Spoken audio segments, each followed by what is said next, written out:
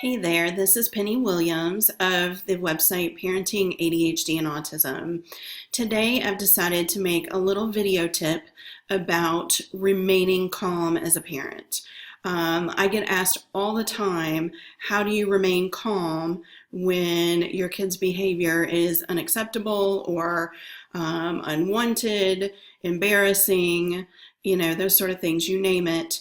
Our kids push our buttons without meaning to because they have a disorder, but nonetheless, our buttons get pushed, we get pushed, and sometimes, the inevitable happens and we're yelling. But what we need to do is learn how to remain calm because we will always get the best outcome out of that situation if we have remained calm.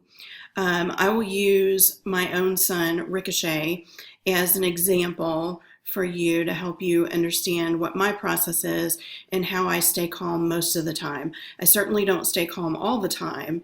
I'm human, I'm not perfect, and sometimes I just can't help myself either and end up engaging in an emotional reaction with him.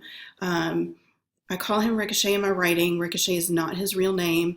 People ask me why in the world I would name my kid that. I didn't. It's just a pseudonym for when I write about him to maintain some of his privacy.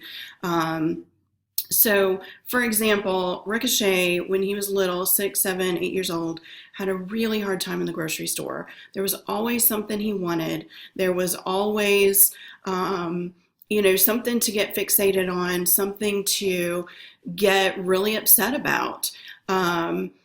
And for instance, one time he wanted cheesy popcorn. He wanted me to buy him the white cheddar popcorn.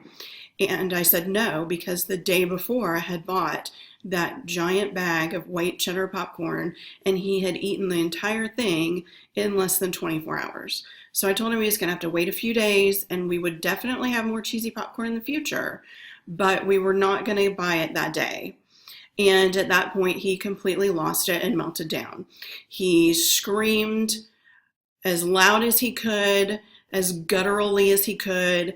I hate you, Mama. You don't love me. You never loved me. I'll never love you again. You're so mean. You can imagine, I'm sure you've been there and you've heard these same things. And so I had two choices in those instances. I could either engage with him and say mean things back, threaten him, get emotionally reactive and start yelling, or I could choose to remain calm, which is always the better choice, unless your child is in, life-threatening danger, they're about to run in front of a car. Otherwise, remaining calm is always going to be your best outcome. And to do that, you have to detach yourself. You have to not be emotionally invested in what your child is saying. So when he says, I hate you, Mama, I have to remember and remind myself that he doesn't hate me. He's just upset in that moment, and he does not know a more appropriate way to communicate his frustration and his feelings about not having any sort of control over his own life. He wants that popcorn. He's 7 years old and he can't get it for himself. And kids with ADHD and autism often don't have the tools for managing time or understanding time. R.E. Tuckman calls it time blindness. They don't have a feel for what 2 days from now is. It feels like it's going to be an eternity. For Ricochet, it felt like it was going to be another lifetime before he ever got more cheesy popcorn. It wasn't, and I knew it, but there was no way really for me to help him to understand it at that moment. He ended up getting so upset, screaming, crying. He was hitting me, punching me. He was pushing the cart into me backwards with all his little body. He's pushing on it and it's shoving into me and I can't go anywhere. Everybody in the entire store is watching at this point. It was definitely quite the display for entertainment. I'm sure a lot of people went home to their husbands and wives or whoever and said, you won't believe this nasty kid I saw today, and his mom didn't even do anything. She just let him treat her like that, which wasn't the case, but they don't know our own personal ins and outs, the people we see in public that we don't know. And what they think really doesn't matter. And that was very hard for me. It took me a long time to get there because I have social anxiety, significant social anxiety. And so for me, what other people think has been a lifelong hot button. It's been something I have worried about every moment my entire life. And so it was really difficult, but I had to get past that. I had to realize that in that moment, my son and his needs and the reasons behind the way he was acting were what was really important in that moment, not what anybody else thought about what was happening. So, you have to remain calm always.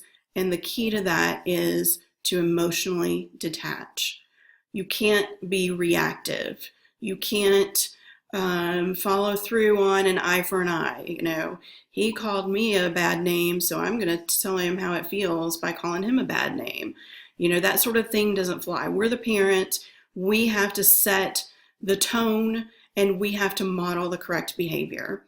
And from experience, I can guarantee you that 99% of your meltdowns are going to be a lot shorter and a lot less painful if you remain calm and you don't engage in their emotional meltdown.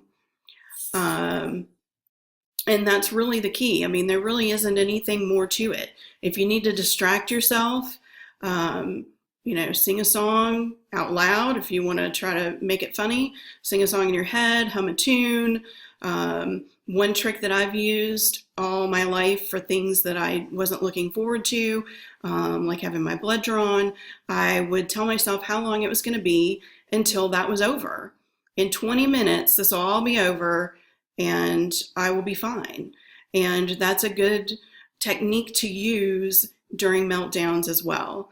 We've had some real public meltdowns, some real stinkers that I have written about in my books. And the only way to get through them is just to stay calm in that moment, and it will pass. I know it sounds cliche, but it will pass. You will get through it, and everybody will be okay in the end. So that's it. That's the basis of remaining calm when you're parenting a child that has ADHD or autism. You just really have to detach emotionally and go to a different place until it's over.